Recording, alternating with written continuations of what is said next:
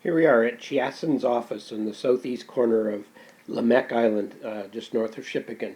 This is one of the best spots for kite surfing, and it's got a windsurfing or kite surfing club located here. This spot is appropriate for winds in the southeast direction as it faces the open Atlantic Ocean. And these are the clubhouses for this little kite surfing club located here. And we've just walked across this spit of land which separates the ocean from this tidal pool. This tidal pool is receiving winds of about 20 miles an hour right now as we speak. And it's as flat as a pancake because it's so shallow. This would be an excellent spot for a southwest or a west wind. Very protected, very safe. It, it looks like an easy launch, great place to kite surf from. So here's that clubhouse that I was pointing at a minute ago. I think the first set of rules, if you translate, means that you have to pay to kite surf here, although the place looks abandoned. It doesn't look like anybody's been here in a while. That little building next to it actually has showers and toilets which are operational. I went in and checked the water, so it's pretty convenient.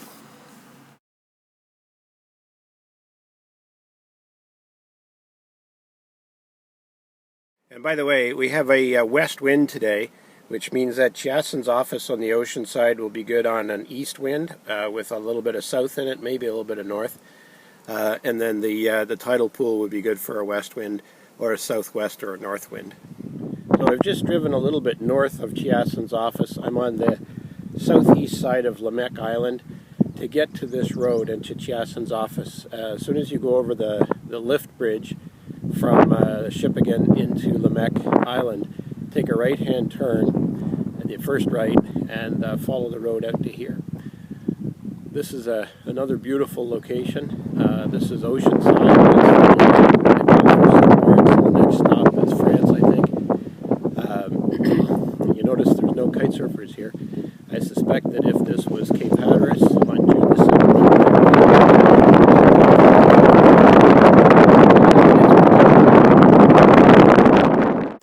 so we've now gone across a little further into Lamec, gone through the town of Lamec, and gone to the western shore, and we're at a beautiful campground called Camping Lamec. I'm standing on campsite number 78 and 79, looking out at the ocean. I see there's one kite surfer out there ripping along. There he is there.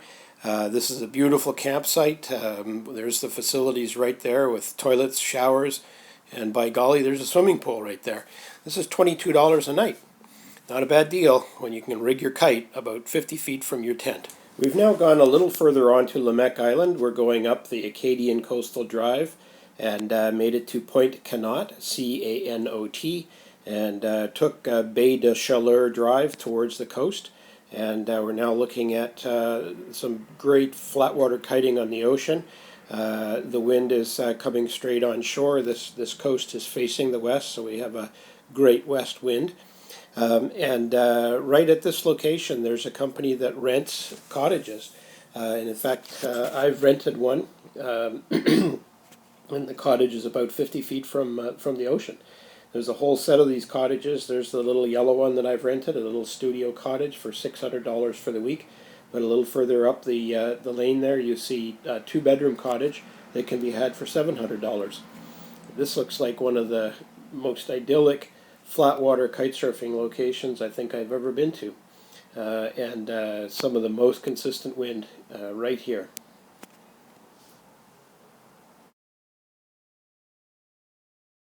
This is kind of funny. I wonder if this was put there by birds or by humans. That's a whole lot of clams and a whole lot of crab. The islands of Lamec and Miscou, a population of about 3,000, produce all of their electricity from this wind farm. It's a pretty amazing amount of wind that they are able to produce here.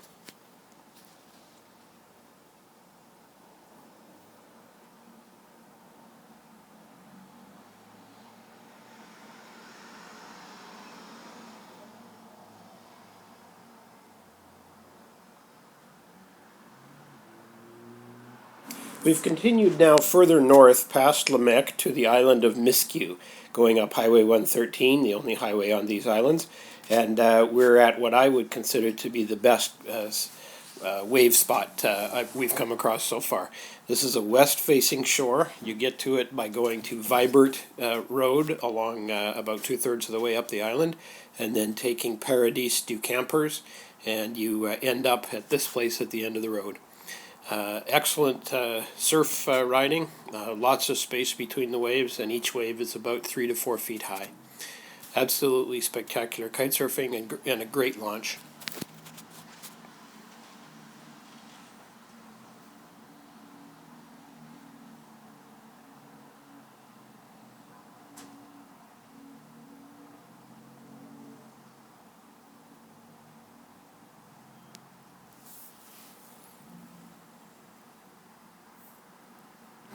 These videos were originally recorded with audio attached to the video and some descriptions, except that the sound of the wind completely obliterated the sound of my voice as I was making the descriptions. So these are audio overs now. This is kind of interesting. This is an abandoned campground that's immediately next to the spot that we just showed on the ocean. It's possible to camp here for free, I would think, and a pretty decent spot to camp because you're right behind that amazing kite surfing spot.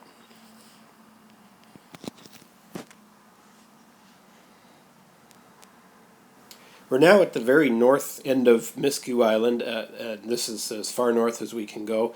We're at the Miscue Lighthouse location, and this is the jewel of all of the kite surfing locations. This is appropriate on a north wind or a northeast wind, and since we have a west wind today, you can see there's not very much action on the water. But when it's windy and it's blowing in the right direction, this produces some incredible wave kite surfing. And there's the Miscue Lighthouse in the distance there.